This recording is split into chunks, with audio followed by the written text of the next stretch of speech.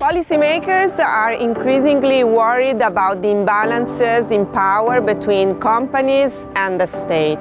So especially large-scale capitalistic companies have become very powerful. They have influenced regulations, sometimes in the interest of their profits and against the interest of society. And so this has generated a wave of concerns at the EU level and beyond, which basically prompted this project, understanding how the business sector can be regulated, can be transformed in order to reduce the imbalances between companies and the state and to ensure stable democracies. This project is essentially trying to achieve two goals. It tries to understand how the business sector has undermined democratic values, principles, processes, by, for instance, infringing on the rights of human beings, having impacts on the regulatory processes, or also by influencing voting decisions away from democratic principles in favor of populism, for instance. And so how in places that have been traditionally stronghold of democracy, like the EU, companies have weakened or contributed through their activities to weaken democracies. And that's one part of the project. But the other part of the project is more positive, and it's trying to understand whether the business sector is also, by addressing some of the pitfalls of state actors, contributing to strengthen democracies, for instance, by filling in voids that have been left by populist governments, or by experimenting new entrepreneurial models that are more sustainable or organized in more democratic fashions, or models that can empower vulnerable social groups and strengthen right holders in the achievement of their individual goals. And so that's this double objective of the project.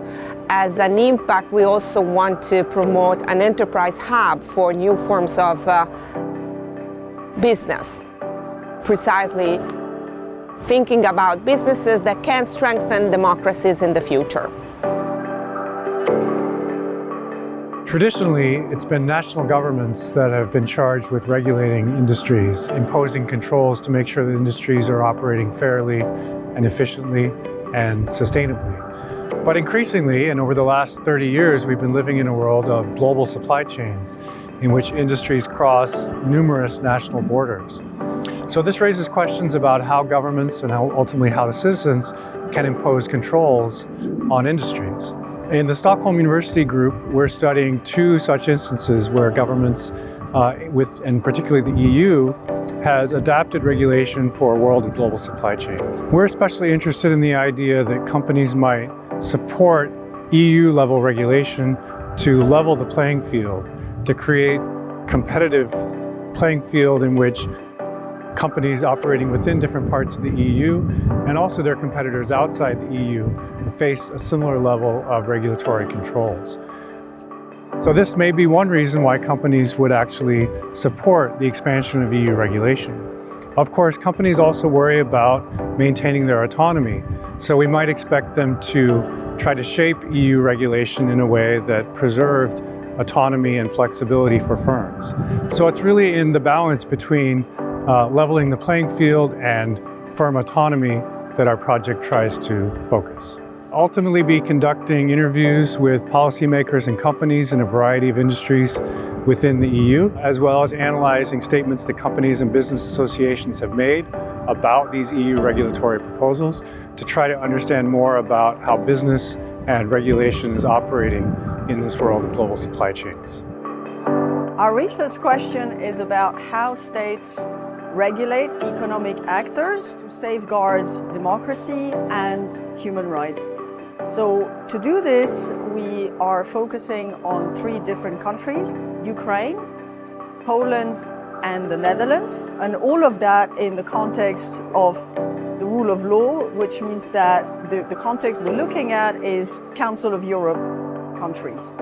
And so all of these countries that we have picked are part of this same institution that has strong rules and strong ideals around the rule of law. So what does that mean for corporate actors and how they behave in those countries? How states have decided to regulate these actors in these contexts?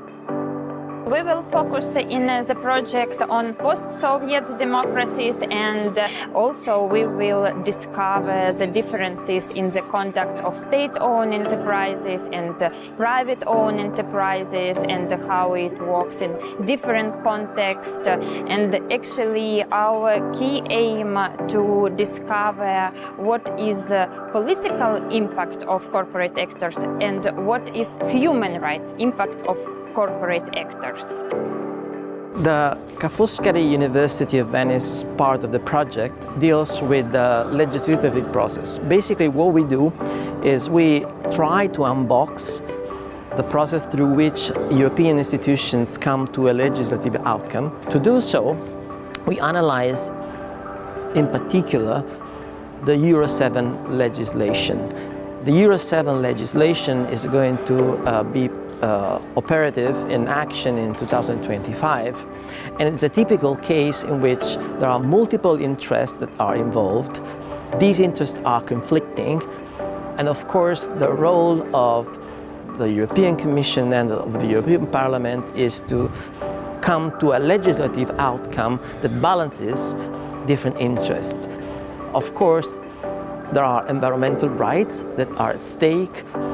There are economic interests at stake. There are interests of citizens to live in a more healthy environment. So all these different elements need to find a composition. So our working hypothesis is that the structure of the regulatory process is where more powerful actors, in particular corporations, find a way to mobilize the legislation process towards their interests. One of the questions of this project is to understand what kind of firms are more likely to abuse human rights in the conduct of their business. We are investigating a sample of 100 European multinational companies, and we seek to understand whether they are responsive to, for instance, soft law regulation like the UN Guiding Principle, by curbing abuses after that or after important human rights negative events like the Rana Plaza accident or the BP accidents, among others. We're also trying to understand whether the fact that these companies are owned by institutional investors matters in the way they undermine human rights or the extent to which they do so, and also whether there's a relationship between their human rights misbehavior and tax avoidance, as tax avoidance clearly plays an important role in contributing to state budget. And so we want to see whether companies that undermine human rights are also less likely to pay taxes, which would be a double loss for governments and states in Europe and beyond Europe. Research question number 5 aims at understanding whether victims of business-related human rights abuses actually change because of that their voting behaviors. And in particular, we are going to focus on whether they have a lower or they change their participation to the political election, or they are more likely to vote for anti-system or populist parties. We are going to focus in the case study of Ilva, and we are going to do that through 3 phases. In the first phase, we are going to try to identify through data the key moment in the electoral vote of Ilva vis-à-vis to the rest of Italy or a control group. Second, we are going to identify the key moment in the community-company relationship. And third, we are going to connect the two together using interviews. Increasingly, companies, as well as being considered economic actors, are also considered political actors, and this political influence can either be positive or negative. Our team at the University of Bath is interested in exploring this through the lens of political corporate social responsibility. So our research focuses on how such companies respond to populism and the trend of democratic backsliding that frequently accompanies populism. Our team at Hertie School in Berlin is researching the potentials of alternative organizations such as social enterprises to contribute to democracy. So we look into things such as to what extent do social enterprises organize themselves democratically, which democratic principles they apply internally, and also to the interdependence between their internal organizing and how they interact with their partners. We try to find out whether internal organization, according to democratic principles, has a democratizing effect on external relations of these organizations, thereby reproducing democratic principles in the communities and interorganizational networks of social enterprises and alternative organizations. And with this project, we hope to contribute knowledge about how social enterprises can contribute to rebalancing democracy and capitalism.